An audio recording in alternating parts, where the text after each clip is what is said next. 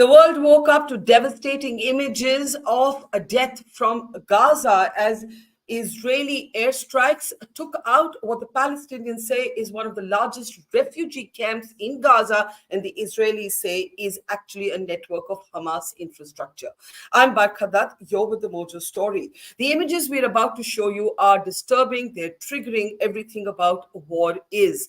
But as Israel's push into the Gaza Strip continues, and this time entering a new phase, more aggressive, the Hamas too is releasing its own video, and the Palestinians are now calling Gaza a graveyard of children. International aid agencies are calling for an immediate ceasefire, but global leaders, at least in the Western world, are, while advocating for humanitarian pauses, stopping short of a ceasefire. Israel is arguing that what has happened in Gaza is not them targeting a refugee camp, but a network of well-organized Hamas infrastructure. The Palestinians are saying this is a clear targeting of civilians, and the figures that are now released by agencies like Save the Children are talking about more than 3,000 children dead in Gaza. At the same time, it is important to remember that 240 hostages continue to be in Hamas captivity, and the New York Times has reported that while Gaza's civilians have very sort of limited access to fuel and food, Hamas has actually a stockpile of fuel and food up to 3 months. Yet the question must be asked, is Israel going to be called upon by world leaders to pause, to at least pause, if not ceasefire? Is it in danger of losing grip over a narrative where it had international solidarity, or a large part of the world was standing in solidarity with it in the aftermath of the Hamas terror attack? And here in India, which is abstained at the United Nations because the resolution failed to mention Hamas, will that continue to be the position? We're, of course, just back after an extended reporting trip on the ground in Israel. Let me introduce our guests on the program today as we continue to look at the world's biggest and perhaps most disturbing news developments. Joining us from London, or from the United Kingdom today, I want to welcome Chris Doyle. He leads the Council for Arab-British Understanding. Thank you, Chris, for joining us. Also joining us on the program today from Israel is Alan Lavi. Alan is a deputy spokesperson with the Ministry of Foreign Affairs for Israel. Thank you, Alan. It's good to see you again. Joining us on the program today from Jordan is one of the world's foremost experts on Hamas. She has actually chronicled the rise and the move of Hamas from what is called resistance to regime. That's the name of her book. Thank you, Paula. It's good to see you again. And also joining us on the program is veteran Indian diplomat, one of our senior most diplomatic voices here in India, Ambassador Vivek Karchu. Alan, I must start with you. We've all seen the images that have come out of Jabaliya. The world is horrified at these images. These are very, very disturbing images. Israel's military has said that this was Hamas infrastructure that was targeted. Palestinians are saying that this was a refugee camp and this was a deliberate targeting or a mindful targeting of civilians. How do you respond to what has happened? First of all, it is very, very disturbing, and we are very sad if civilians or uninvolved people were hurt by this. But it's absolutely, this narrative has to stop. Israel, again and again, and I'm asking you, Barkha, through your media and through all the members here, ask the people to leave this part of Gaza and to go to the south, to the safe zone, where Israel permitted humanitarian aid. And the purpose was in order to prevent from casualties among the uninvolved people. We do not want to see people who are not related to Hamas get hurt. And this is why we asked again and again, via the international community, via the media, via pamphlet that we share with Gaza, please evacuate, because you are sitting around facilities of Hamas. And this is a great example of two things. One, people stayed where is camps of Hamas, and you can see it by the fact that Israel did target a house over there, but everything collapsed around it because of the tunnels. Okay, so it's clearly it was a basic infrastructure of Hamas. of all, you can see that Hamas is using his population as human shields. And we ask people to leave to the south, where there's food and there's shelter and there's water that Israel is providing in the south. So that's the first thing that we can see. The second thing is the automatic lies coming out of Hamas, similar to the hospital. It started with hundreds of deaths, and now it's around 50. The numbers are, the Ministry of Health of Hamas is basically an arm of Hamas, which use names and figures as they wish. There's nothing to do with reality. And I think this is the opportunity to say, yes, we would like not to see a single child dead. This is why they have to move to the south, in order to make sure that no one is getting hurt again. Okay, I do want to ask you about the headlines that are also emerging from Egypt, refusing to take in a single refugee from Gaza.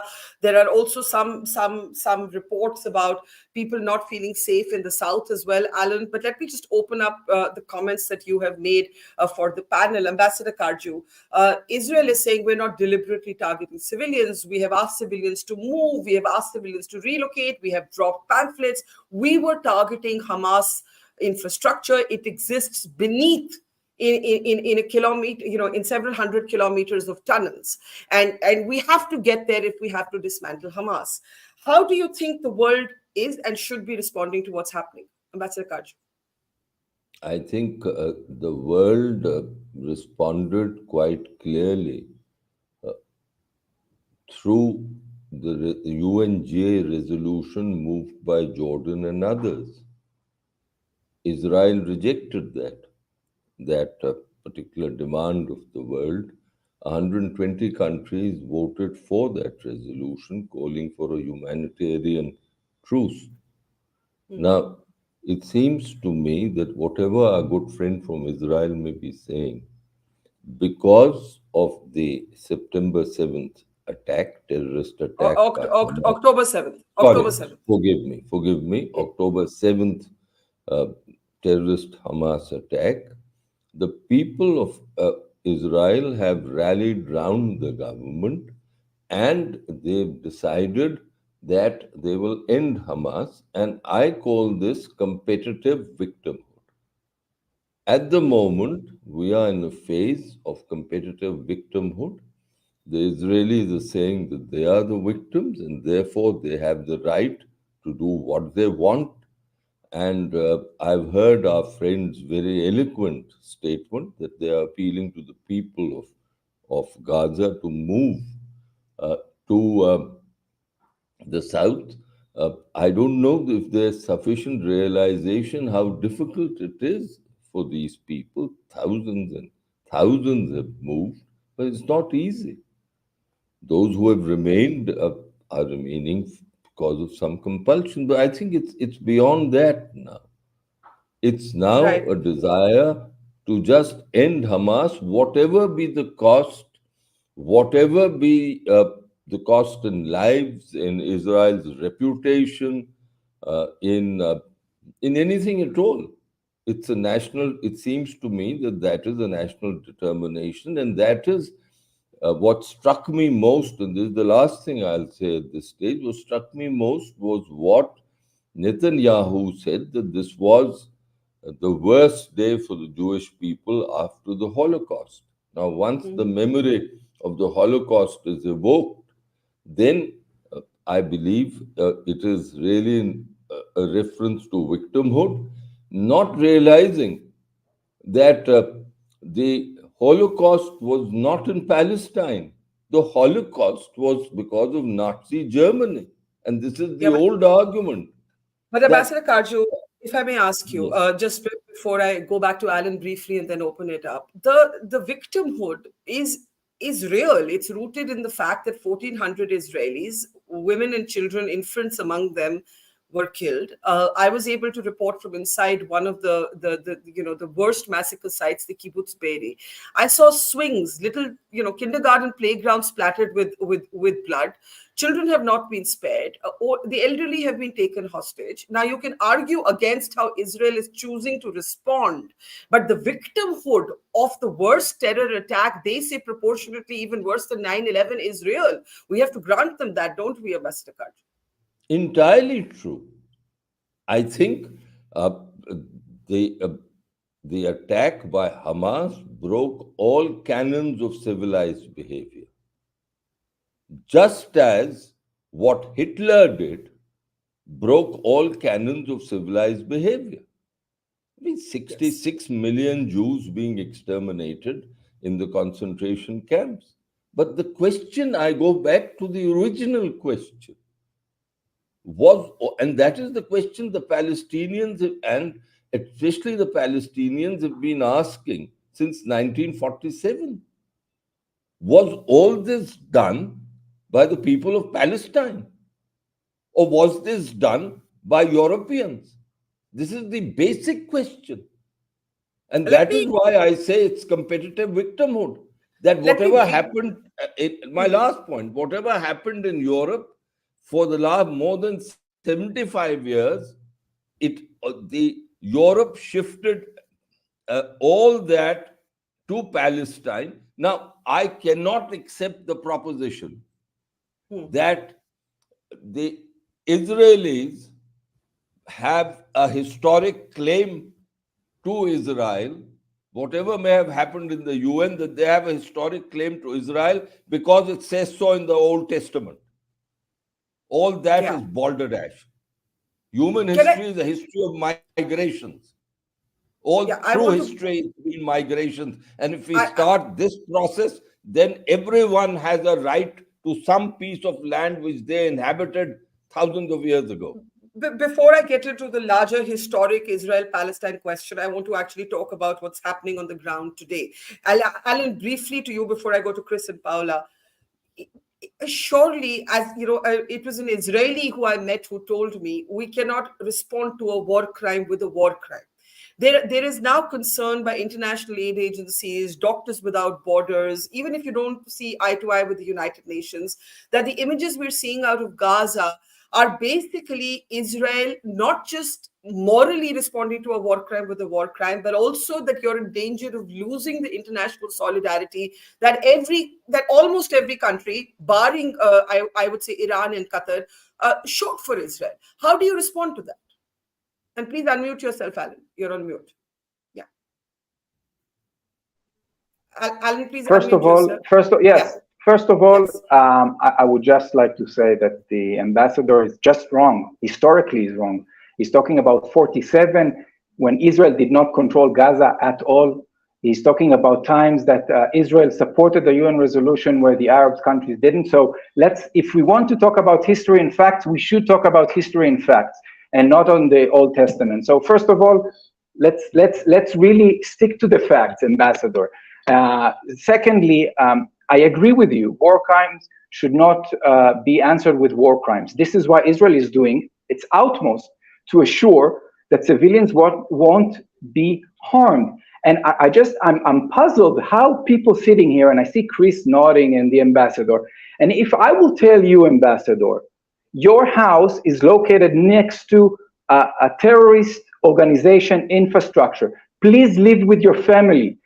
Insist to stay in your house, although I'm telling you specifically, in 3 days, we are going to target this facility, putting rockets on us, because this is where they're hiding military equipment, because this is, etc., and you will stay? If your answer is yes, really, I just don't know what to say, because we believe in human lives.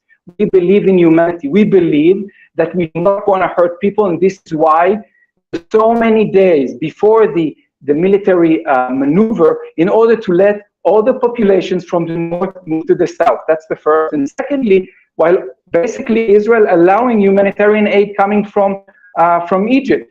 So yes, Chris, I see you nodding, and it's okay to ignore facts and reality, but at the end of the day, it is a very simple equation.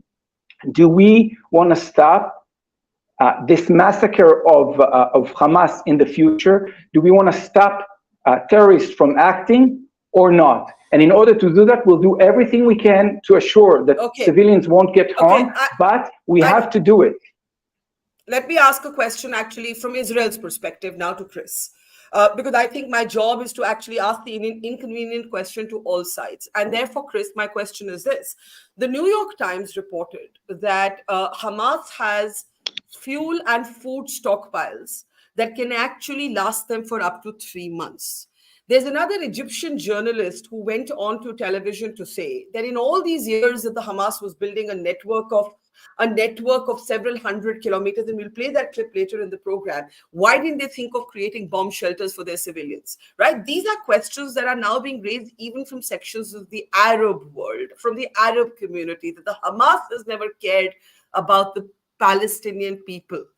Because they contested and won elections in 2007, and we are now in 2023. Surely, if the Hamas has access to fuel and food, they should prioritize that instead of engaging the Israeli military. How would you respond to that, Chris? Actually, I agree with all of that. I think Hamas has demonstrated a complete contempt for the Palestinian civilian population. The shocking killings that happened on the 7th of October, demonstrate that they also, aside from the brutality of them towards Israeli civilians, they also have demonstrated they knew that the Israeli response would be formidable, and it has been. But, this is the challenge here. Palestinian civilians, who make up the overwhelming majority of 2.3 million, have no ability to deal with Hamas. Of course, Hamas is stocked up for 3 months. It knows it planned this operation. And of course, its guys, its leaders, its military forces, wherever they are going to have food, water, and fuel. But, we had this, for example, I remember in the debate on sanctions with Iraq, that you'd find the United Kingdom, the United States, and other powers would say, yes, well, the impact of sanctions is all the fault of the Saddam Hussein regime. Well, the Saddam Hussein regime was a brutal one that committed 2 genocides. The argument here is not to say that Hamas is wonderful. It's not. The problem here is that Israel is not conducting operations that are geared specifically and solely in terms of degrading Hamas. What we have seen, and I'm afraid I'm going to have to disagree with Alon very strongly here, the UN said right from the beginning, when Israel gave that order to move, that the civilians have to flee in Gaza, 1.1 million, it was calculated, that this would not be possible. It wasn't practical. The reality is, even when they tried to move, many of them did get bombed. And when they got to the south, they found there wasn't safe spaces for them either. In fact, I've spoken to people in Gaza who said, I'd rather go back home to die in my home in the north than die in an unsanitary place in the south.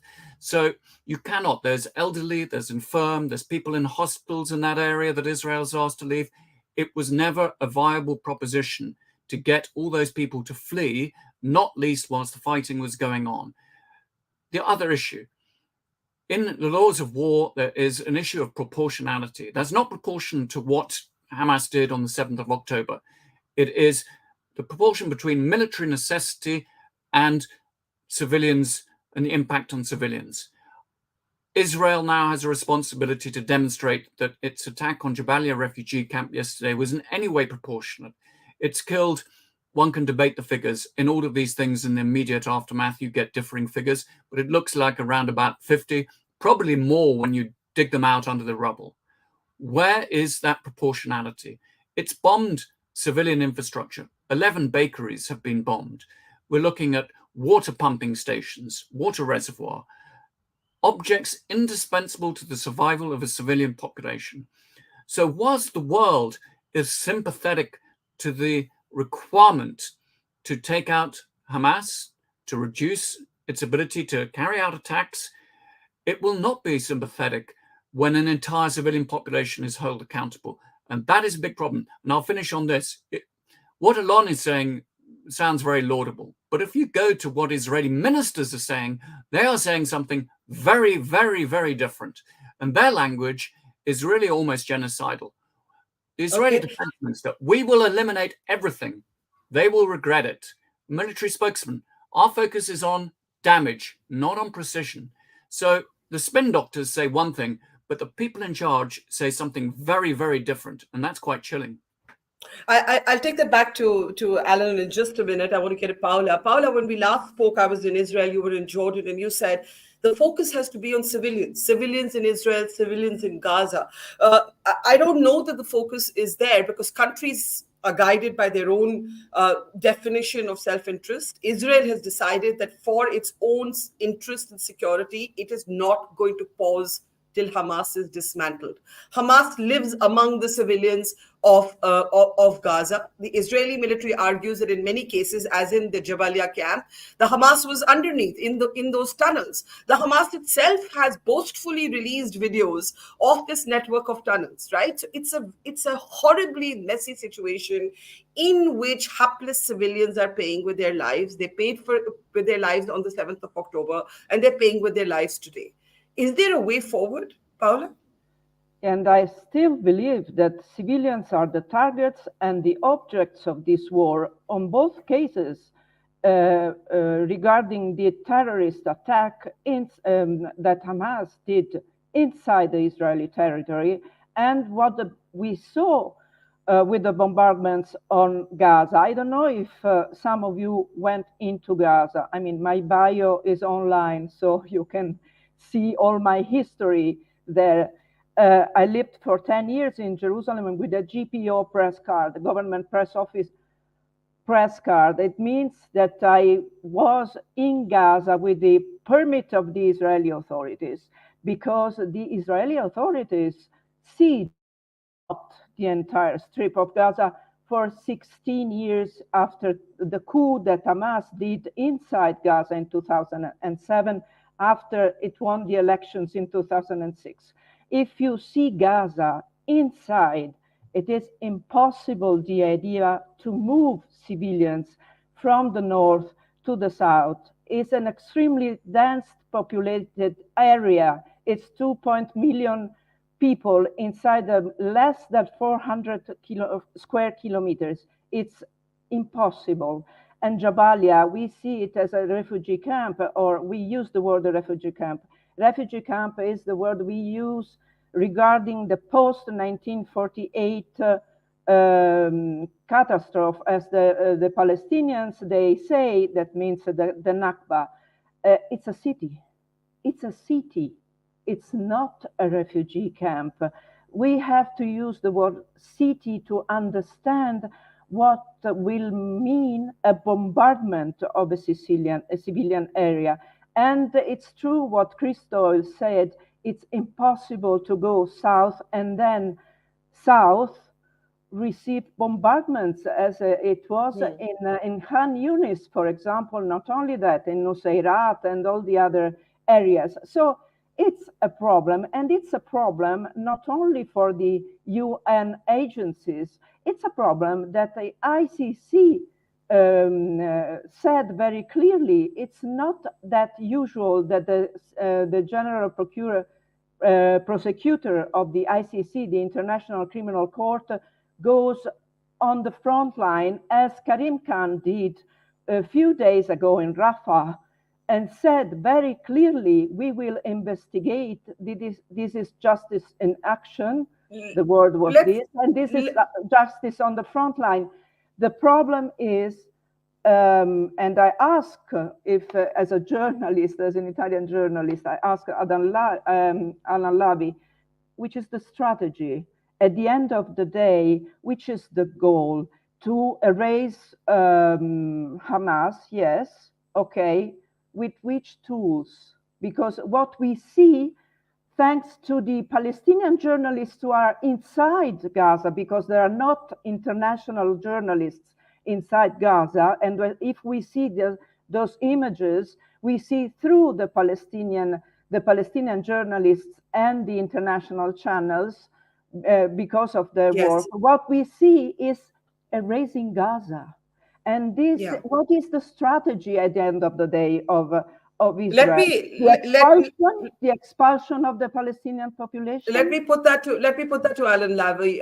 I think a lot of us, some people have journalistic questions, some people have moral questions, but there's also a strategic question here, and it's a very important question. There's a leaked report attributed to Israel's intelligence that speaks about basically moving the entire population out. Egypt, in response today, has said that we don't care about lives lost. We're not going to allow a single civilian from Gaza into our country. Now, Alan, I think the question from Paula is an interesting one, even asked as a question of war strategy. What is the end game here? Because if in dismantling Hamas, thousands and thousands of civilian lives are lost in the process, and you yourself have said Hamas is not Palestine, then would that really even count as Israel meeting its goals? Would you have created a safer environment for the people of Israel, for your fellow citizens? First of all, Paula is right. Jabalia is a city. It's a hornet's nest. It's a terrorist city, basically. It's a city created around terror organization with all its facilities in order to protect the terrorists. And it's amazing how we continue to ignore this fact. No, Israel is not aiming on civilians. That's one. And secondly, and Chris and Paula, I do respect you, but more than 500,000 people moved to the south. So it is possible. If 500,000 people would not have moved to the safe zones, it would haven't been possible. But it is possible because it happened and you can see it. And even your Palestinian friends and reporters there and journalists show you that. So let's start with the facts again. It is possible. The question is if Hamas wants it to happen or no. It's clear that they don't, because this conversation is exactly what they wanted. We do not want to harm any civilian, and Hamas is using them to protect themselves. So let's start with that. Let's start with you, people who really take the life of the innocent as the most important thing, as I think you should, okay? And help us to convince them to move to the south. That's one. Secondly, we're calling upon all nations. Build field hospitals in the south. You can do whatever you want, but it is impossible that Israel will provide gasoline, and this gasoline will fuel the rockets that are being shot towards Israel. About 9,000 rockets were shot into Israel. No one among you, basically even mentioning that. Okay, I'm not even talking about the slaughter of 1,400 people on the Saturday of October 7th. 9,000 missiles are falling into small Israel, and you do know the size of Israel. And that's okay. Why? Because as far as you're concerned, we invested in building shelters, we invested in other technology that will protect us. But no, this is a reality that none of you would accept for your kids. So I'm saying yes, the strategy now is to eliminate the threat coming from this terrorist organization named Hamas. Let's focus on that. And I assure you that without Hamas, the people of Gaza, like many others, will live better life in the future. Okay, Alan, I want to say that I have reported extensively on the rockets that have come in from Gaza, from the mortar fire that has been returned. I've just come back from Israel. So I take your point that all of this is happening. I think the question that is being asked is not to question the horror that Hamas inflicted on the 7th of October, but what is the appropriate response at this point? I want to bring in Ambassador Vivek Kaju. I also want to welcome Daniel Carman, Israel's former envoy to India. He was having a little bit of trouble connecting, but we're glad he's here with us now. Ambassador Kaju, if you can lean forward a bit, sir, because you're a bit at the back. I want to ask you something. You spoke about the UN resolution. India abstained at that. India's position has been calibrating. The Prime Minister unequivocally showed solidarity with Israel twice. Then the Foreign Ministry statement made a much more granular position, saying we call out terror, but we want civilian lives to be protected. And then we abstained because the resolution did not mention Hamas. How did you see that Indian position, and do you expect it to further calibrate? Well, I think India has deep interests in Israel, but India also has very, very major interests in the Peninsula Arab countries, and therefore the Indian position will always have to be navigated very carefully, and that navigation process is on. Now, let me make 2 points. One, of course, Hamas as an organization is terrorist, And if the Israelis have decided that Hamas should be eliminated, then on that issue, I, for one, have a complete agreement. Such an organization has no right to exist, just as I believe that the Lashkar-e-Toiba, which attacks innocent Indians, has no right to exist. The question is, and that is what I think my co-panelists are saying, the question is, what is the price that has to be extracted from the civilian population of Gaza while this is taking place? Israel says that it is doing all it can to prevent the killing of, or to prevent the deaths of civilians. Yet, it is my understanding that Israel is unmoved by what they are seeing in Gaza. Over 8,000, or is it now close to 9,000 civilians who've lost their lives. And Israel says that the responsibility of those deaths rests with Hamas, not with us. However, and this is the important point, however, the world is not seeing it that way. Yeah, 120 my last point, 120 countries said that we are not seeing it that way. 44 countries abstained. They didn't want to take a position. Only 15 countries, including the United States, said, yes, we are with Israel, we reject this. So Israel has to be mindful of this fact that its claims that it is doing everything to protect civilians is being rejected by the world. That is all that I'm saying.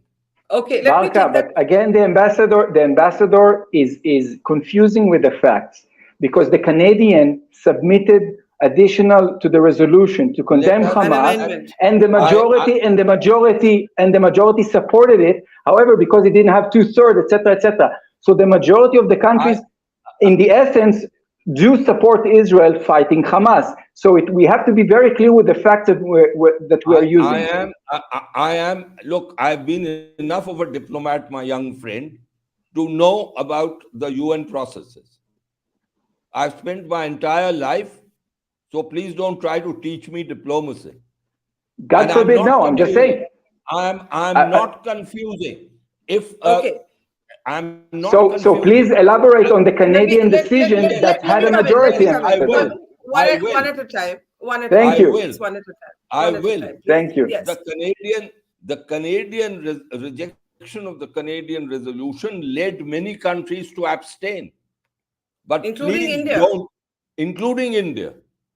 But that does not do away with the fact that 120 countries voted for the resolution. Okay, hang on. You can't now, be oblivious of that fact. Okay, here's the point. Basic fact. Here, let me ask a counter question. Ambassador Kaju, with all your experience in diplomacy, do you not think the resolution would have been more holistic if it had also included an unequivocal condemnation of Hamas? I do believe, yes. But then that resolution, in order to balance, would have had to say that Israel would have to do more to protect civilians. And that, I think, was the great compromise that was being attempted. And it's never easy to arrive at a resolution in the UNGA. Let me bring in Chris now. I saw Daniel raising his hand. Give me just a moment, Chris. Here's my question to you. While there have been massive pro-Palestine rallies, including in London and all around the world, there have also been extremely disturbing campus protests, for example, in the West that have bordered on anti-Semitism, to the extent that even posters of hostages that remain in Hamas captivity are being forcibly taken down off the walls of colleges, off city centers. Why would anybody feel the need to do that? There is also a need to acknowledge what happened on 7th October. Do you think that there has been enough acknowledgement of that, Chris? I think there's been a huge acknowledgement of that. I think that the political leaderships have spoken out very strongly and clearly, as they should have done, in terms of those Hamas attacks. There is, though, a huge amount of awareness of the situation and suffering of Palestinians, because prior to the 7th of October, Gaza was no heaven. And I think that there are huge numbers of people were saying, we knew that the situation in Gaza was hell. People had been asking for a resolution to an untenable situation. None of that is then to justify what Hamas did, but it is to say that there is an untenable situation that existed. People knew that. People were aware of it. They'd seen previous Israeli bombardments of Gaza. This is the 6th major military operation since 2005. They knew the impact it would have on civilian life. So many hundreds of thousands of people have been going out there to say, we don't want to see a repeat of that. Is there enough? Some people have definitely done things that are shameful, like ripping down, as you said, pictures of the hostages, of course. Mm-hmm. And there are people for whom, perhaps they should be arrested. Those who want to identify with Hamas, I have absolutely no time for whatsoever. But the vast majority of those people are there because they have seen consistently what has been happening to Palestinians for a long time. And they don't want to see what happened in 2014 and what happened in 2012 and 9 and 6 happening again.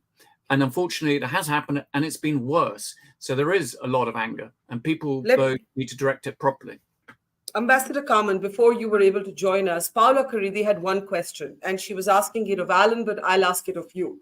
What is the strategy here eventually? And I say this to you, I want to tell our audience and our panelists that before the attack, you were a critic of Benjamin Netanyahu. I have met many critics of the Prime Minister, but all of you have decided to postpone your differences till the goal of this war is achieved. The question being asked here is, what is the strategic end goal if thousands of civilian lives, and I'm using my word carefully, my numbers carefully here, because even the numbers are disputed, but just going by international aid agencies now, Save the Children says more than 3,000 children have been killed in Gaza. At what point does Israel say, okay, this war is over, no more? I must say, first of all, my predecessor in this panel, and I'm sorry I joined a little late, talked about a 6th operation. This is no operation. This is not another round that will end with an arrangement, probably with the Hamas, like the first 5 rounds. This is not another round. This is war. This is war, and in war, you act like in a war. And I'm sorry to say, it hurts all of us. No one wants to see a civilian, an uninvolved civilian, killed as a collateral damage or many anywhere in any war. But this is war. It's not an operation. This has to be made very, very clear. And the end game, first of all, is a military one. I'm not a military expert. I'm merely a veteran diplomat who also knows a thing or two about UN. And I'd like, if you wish, I'd like to comment on that too. But what we have now is the war. And I'm not making any breaking news to you saying that the objective is first and foremost to take the capabilities, military can I ask you something, Ambassador Carmen? Capabilities of Hamas eliminated. Yes. This is, Can I ask you something, just as a follow-up? And I know Ambassador Kaju has his hand up also. Is there, with all your experience in diplomacy, and Ambassador Kaju spoke about this, do you worry about Israel losing the sort of international support that you would need? Just one image today, I know you must have seen it. The US Secretary of State Blinken is on his 3rd visit to Israel, I know, on Friday.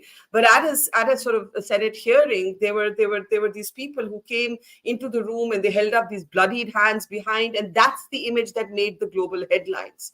The images of devastation out of Gaza is what are making the headlines. As someone who has been engaged in the craft of building the narrative for your country, even looked at not as a moral question, but a strategic question.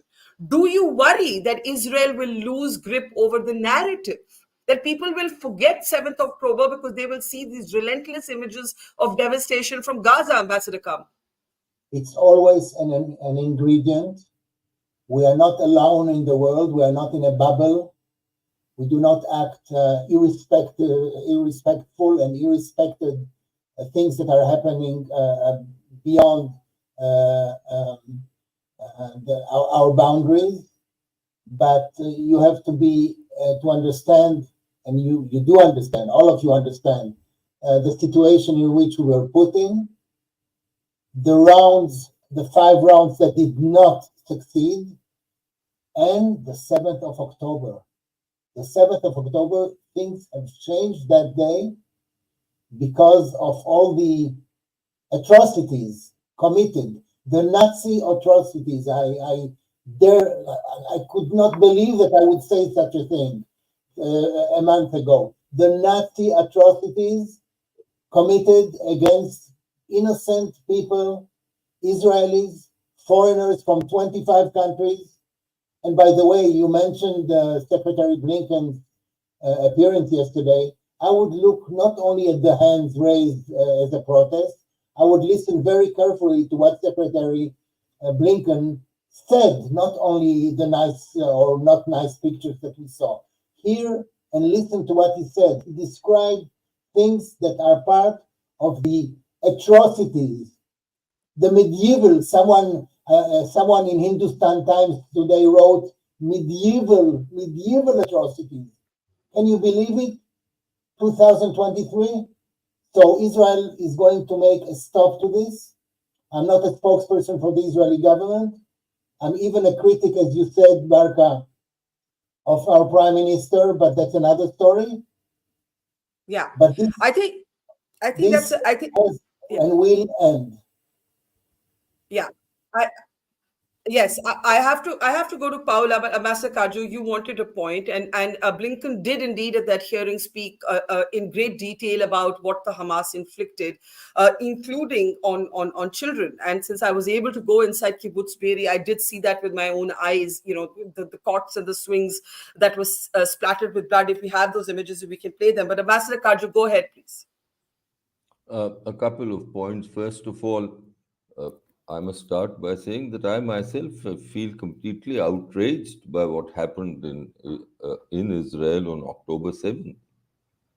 I think anyone with any conscience would be so outraged. But I'm personally very grateful to our friend, the Israeli ambassador, for giving great clarity to what we are discussing. He is saying this is war. Mhm. And I think that is the sentiment which is prevailing in Israel, because of which there is soon after October 7th, an emergency unity government got formed. Mhm. And in war, the attitude which all countries have is that we will respect to the extent we can the rules of war, but in war, collateral damage happens. And Mhm. this is what I think is the prevailing approach in Israel at the moment, that that we are giving the civilians in Gaza all opportunity to save themselves, Do but you agree with we that? will Do you agree carry with that out. approach? No, look, as Do far as you? I'm concerned, what I am seeing, and this is something that it is for our Israeli friends to ponder about. What I'm seeing is that that countries that normally take our block positions are getting split up on this. France voted with the resolution. It's a P5 country. In Europe, the EU is split. In South Asia is split. The Americas are split on this. So therefore, many that resolution was very revealing, and I think it is something that our Israeli friends have to really ponder about. That the world is saying to them Right. Let me be. that the collateral damage that you are inflicting, even if it is war, is not acceptable to them. That is what is the position. Now, my last point, Barkha, As far as Israel is concerned, they're saying, sorry, you are not seeing it from our viewpoint. It's war, and in war such things happen, and the responsibility is with Hamas. I think as an analyst, I would say I see this situation like this. That is why I use the term competitive victim. Okay. The point is, Paula, it is an expanding war. You have Yemen, such as it is, declaring conflict with Israel. You have two countries today withdrawing ambassadors. You have the region destabilized. You're in Jordan. Egypt is absolutely adamant that wall, the concrete wall, isn't opening its gates for civilians from Gaza. This could be an expanding conflict if the Iranians get more frontally involved. There could be more hell to pay. This may not remain a localized war. I will focus on two countries, Egypt and Jordan. That means the countries with which Israel has peace accords. And what I see from my perspective is that they are extremely scared about the questions of civilians, of refugees, or of a mass expulsion. And this was my idea when I posed the question, what is the strategy? What is the end? Is the strategy the expulsion of 2 million or 1 million or 400,000 Palestinians from Gaza? Is the situation in the West Bank that we put aside now, we marginalize a situation that will escalate because there are some Palestinian communities near Hebron, Khalil, and near Nablus that are now empty of their inhabitants because they went out because of the attacks of the settlers, so the Israeli settlers. So this is the reason I asked as a journalist, what is the strategy? Because as far as Jordan and Egypt is concerned, they are really not only scared, but it's a question of stability, of their internal stability. Yes. And it's also a question of memory and history.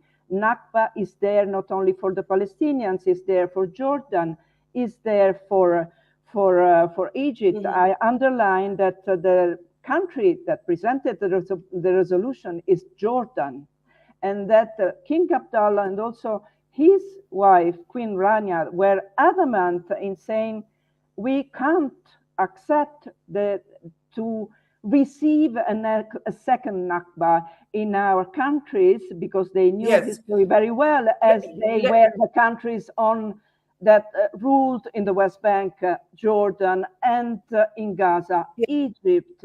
And for example, Sisi has the presidential elections in 2 months. President Sisi of Egypt, he doesn't want to pass in the history as the first president in the Republic of Egypt that accepted refugees from Gaza.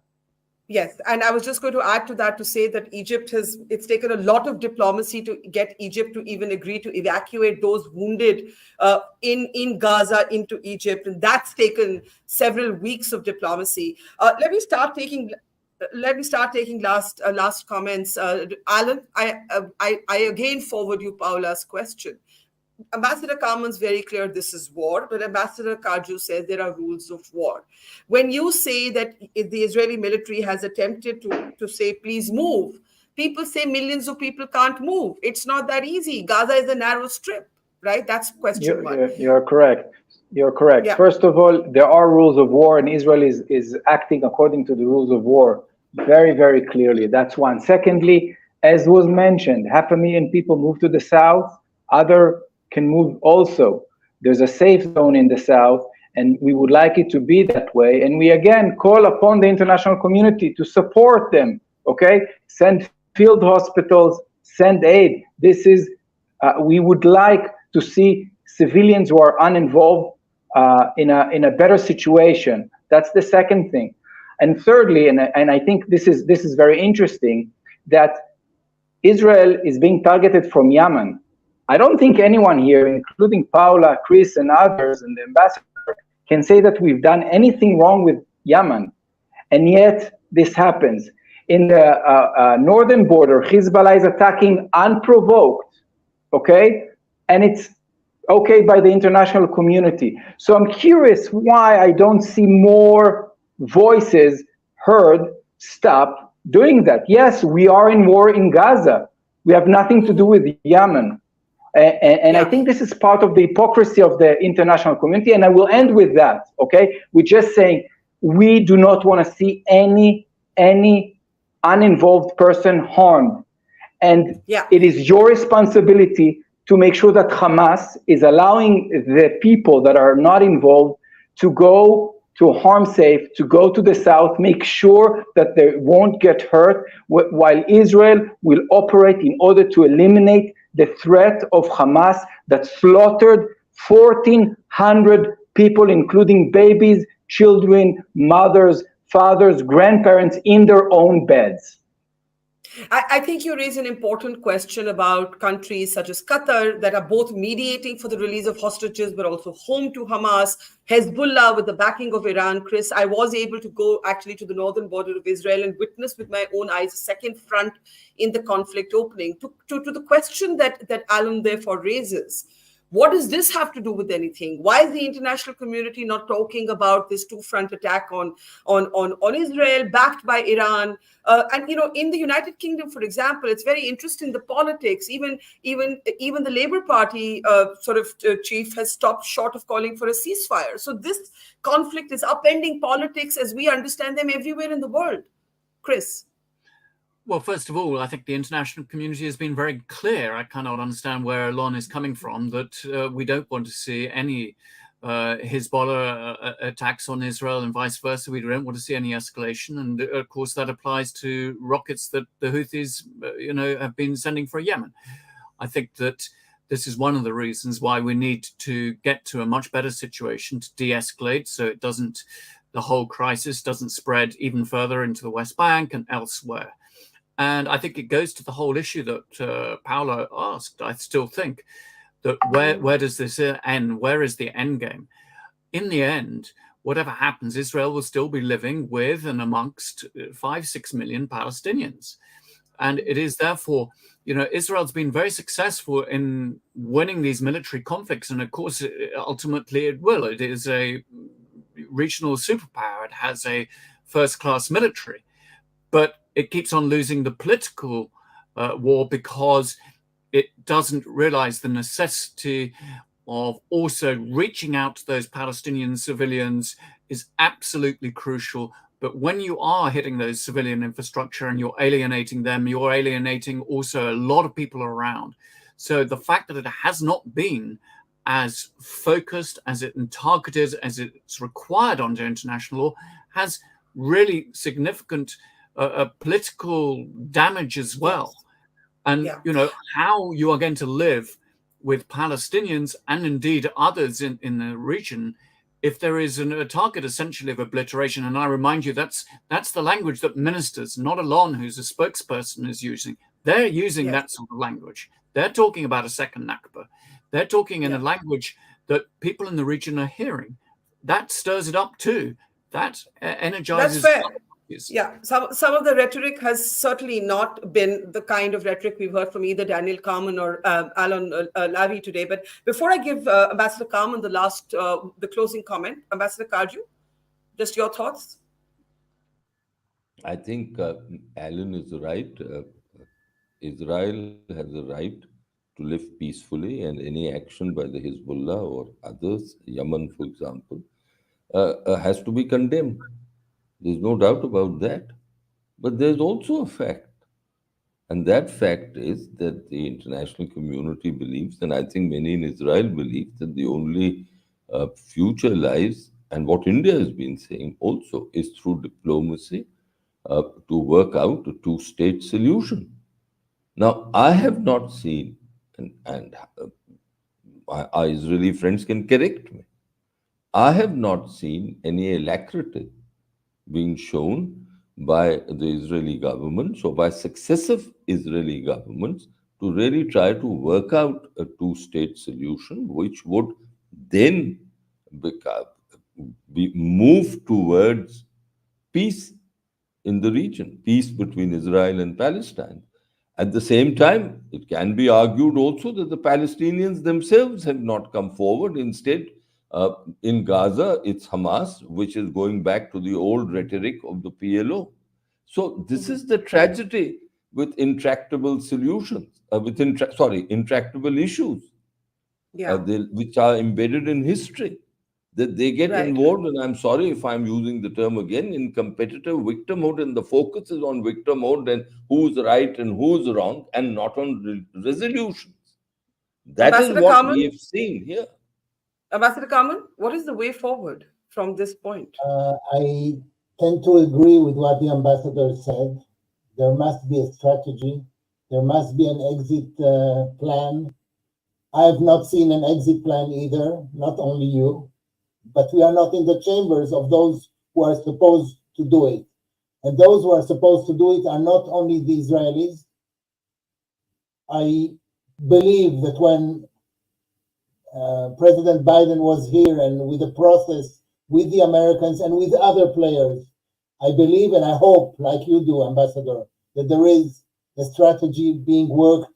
It's not enough to, it won't be enough to eliminate the terrorist capabilities of Hamas, hopefully as soon as possible, but it will take a long time. It will take a long time. It could be months before it's over. It could be months before it's over. But an exit strategy is essential with other players. Let me remind you, it's not, doesn't sound like a end comment, but let me remind you that Hamas is not only the enemy of Israel. Hamas is the enemy of the Palestinian Authority. They threw them out of Gaza. They threw people out of buildings. Egypt, and I guess other countries are threatened by Hamas or what Hamas represents. And one word was not mentioned here, at least since I joined the program, and that's Iran. And I would look at I mentioned Iran backing the Hezbollah, and I did mention that, but go ahead. Yes. I think it's the right thing, because we might have to look at this specific conflict as part of something much bigger that has to do with maybe a war between civilizations, or between the moderates and the extremists, or you name it. I mean, we could do seminars and seminars, but we are not in the time of seminars. We are in time of war, and I must stress, first of all, first things first. One little comment to Paula. I'm sorry, I have to correct. I don't think that the cities of the West Bank have been emptied because of the settlers. The settlers' activities are a shame. I'm an Israeli, ashamed of what the settlers are doing.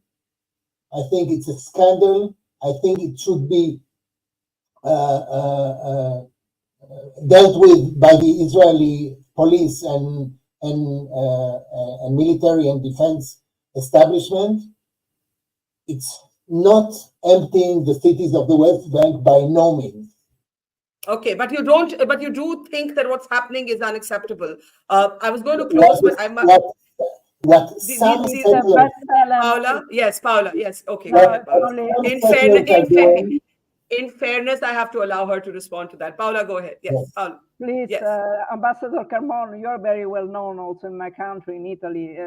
So I know you, and I know also your stand. But please, I didn't quote any other sources that B'Tselem. So the communities that were emptied, I mean, it's B'Tselem. It's an Israeli organization that says this today and yesterday and the days before. Okay. We will. Hebron and Bethlehem and Nablus. I said communities. I said villages. I didn't say cities. I doubt it. I doubt it, and I could doubt B'Tselem also. Okay, let's leave it on that point of disagreement. The point that I think we can all agree on is whatever happens in the next few days and weeks is going to impact the entire region. Nobody can turn away from this and say, this is not my business. You guys settle it. And to that extent, we're at a very grim inflection point, I would say. And Hamas is not Palestine. Israel is not Netanyahu. We keep trying to say this every day. But this conflict is embroiling. And I think Ambassador Karju made this point. It's upending politics as we know it. It's upending conventional positions of left and right, liberal and non-liberal. And it is creating a great deal of turmoil. And literally, I think none of us know what's coming next. But thank you to everybody here for keeping it civil, for keeping it nuanced, for trying to find points of agreement, even as so many of us disagree. Thank you very much. And to our audience, thank you for watching. See you tomorrow. It's great to see you here. Thank you for watching our work. If you haven't subscribed yet, don't forget to click the bell icon and subscribe to Mojo Story and support independent, robust journalism.